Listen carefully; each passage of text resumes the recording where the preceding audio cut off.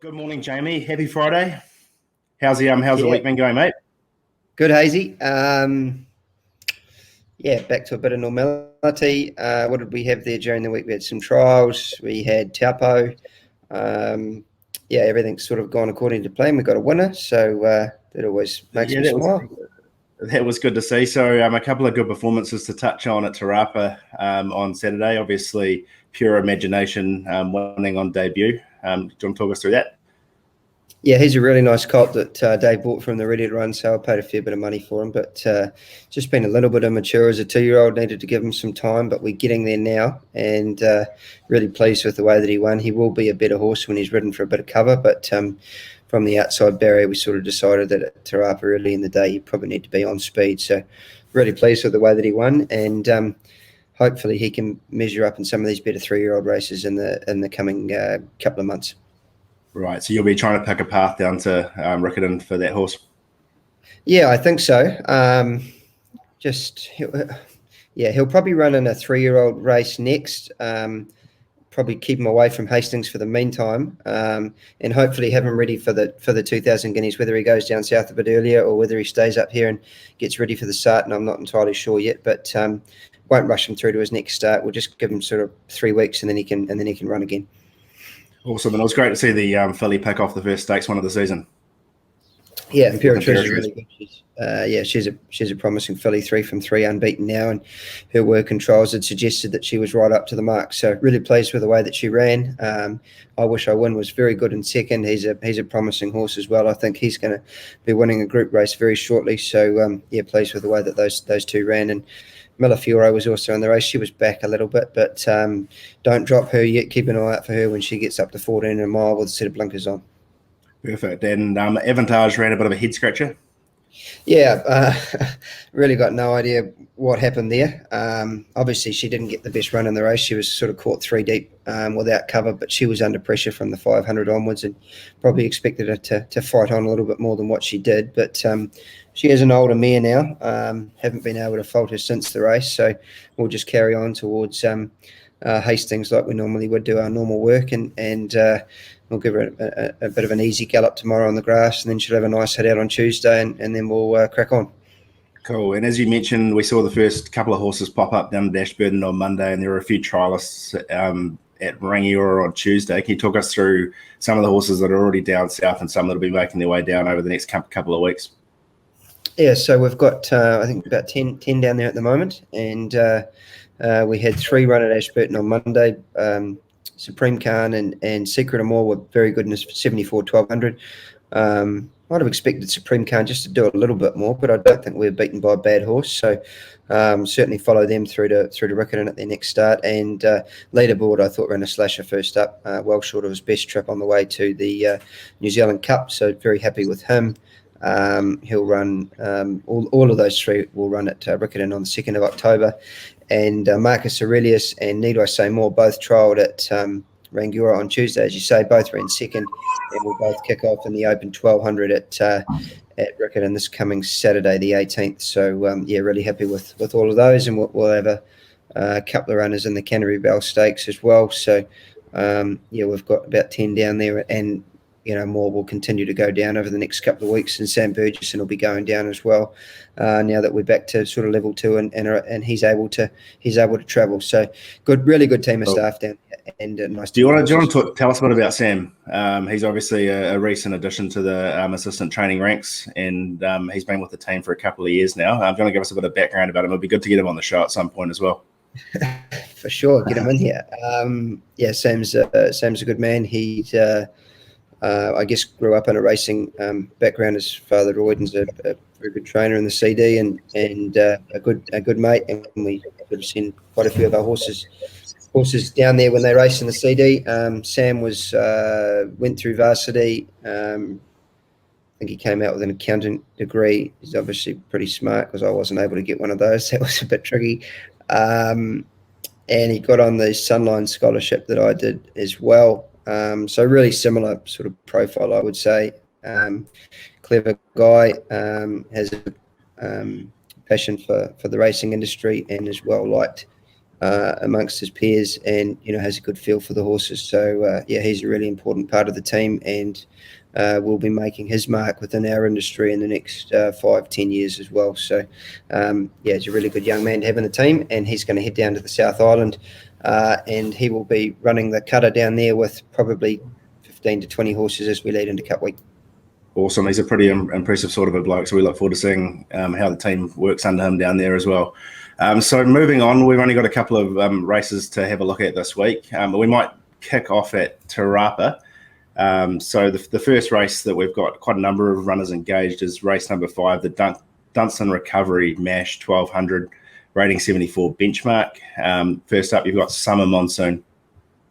Yeah, so look, the track there at the moment is an 8, but we are forecast quite heavy rain tonight. So most of these runners are looking for better ground, and we wouldn't be afraid to scratch them if they got substantial rain overnight. So certainly just keep an eye on all of these horses.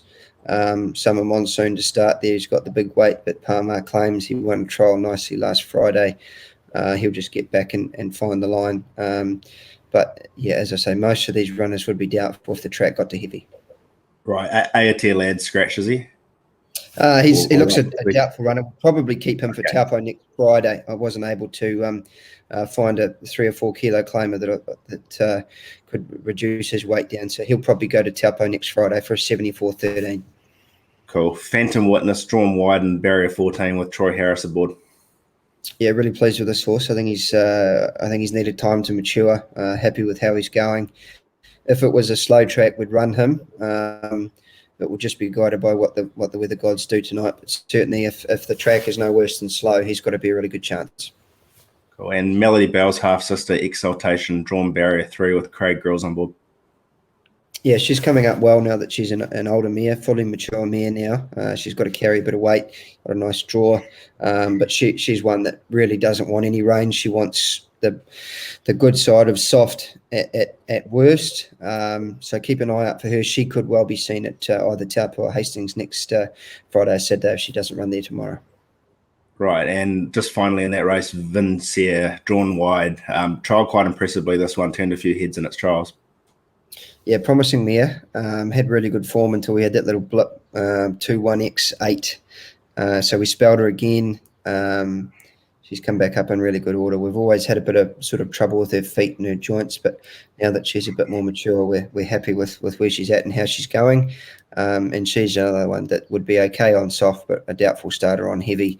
Probably, if I was going to say at this stage, it would be probably Summer Monsoon, Phantom Witness, and Vincier would be running if the track stayed slow. Cool. And moving down to race number 7, you've got the Camelot Old English, ex-English stayer kicking off over 1,400 metres, Te Akau Caliburn. Yeah, he's obviously came over and been a bit disappointing, but he's had another good spell. He's a horse that's battled soundness issues, pretty ordinary fetlocks. But we are happy with where he's at and how he's coming up, and he can sort of give a bit of cheek fresh up. But another that wants better ground, so we'll just sort of see what the weather does tonight. There's plenty of options coming up for him. Hopefully we can get him through to some of those better cups races this preparation. Awesome. Now all eyes will be over across the ditch as we go to Kembla Grange. I think the race is about 4:40 p.m. In race 6, the Sherco Stakes. You've got On Trivier lining up with James McDonald on board. She obviously had a wee issue last night where she was supposed to line up in the toy quality, but it looks like these conditions of this race almost suit her better. She's carrying less weight. I think she was originally lined up to carry 60 kilos in the toy quality, and she's down to 55.5 in this race. Can you talk us through her chances? Yeah, really happy with her. Maisie, she has had a bit of a stone bruise leading into that first up run, so we had to miss that race. She has trialled well since. Everything's gone according to plan. James has been happy with her work, and as you say, she gets in better under the set weights and penalties conditions of this race than she did under the handicap conditions of the race that we were going to run her in first up. So and nice to finally draw a barrier as well. in Australia? Finally, yeah. We don't often have a lot of luck over there, but hopefully James can sort of find a nice posse for her from there in the first half a dozen. And yeah, she's a really promising mare. I'd be disappointed if she wasn't sort of running top 3 tomorrow. Cool. Well, there we have it. She's probably the best bet of the weekend, given the others might not start in at Te Rapa. So unless you want to give us something else. No, stick with On Trivia. Perfect. And a great weekend's racing, both at Kembla and that Mackay Diva field at Flemington is first class. So yeah, things are starting to heat up in the spring, and it's an exciting time of the year for us all. Are there any horses in Australia that'll be lining up next week that we can keep an eye out for? So what have we got? So we're Friday morning now. We've got Probabile and Carmelas trialling in the next hour at Flemington, having an unofficial jump out just to keep them up to the mark. So Probabile runs in the Sir Rupert Clarke there next Saturday, the 18th. What kind of weight does she carry in that race? She's probably going to carry about 57, provided that Behemoth goes there. That's what they're sort of telling us. So I think I saw a tweet yesterday that the Bo Ross is carrying about 55 and a half, so not far off her. I think that's about the second favourite in the race. Yeah, she's going to get in okay, especially considering her rating. I don't think that's a bad weight. So she'll go there. Carmelas is going to run in a fillies and mares race on the same day. So they'll both run in Melbourne, and in Sydney. Emeralina is going to kick off in the Bill Ritchie, which is an open handicap 1400. So we're happy with her. She trialled the same day as On Trivia last week, and everything went according to plan. Well, so we're well and truly kicking into the spring from this week and next week, obviously, with Te Rapa and those races over the ditch. So anyway, have a good weekend, Jamie, and good luck. And we'll catch you again in the lead up to some of those big races next week. Thank you.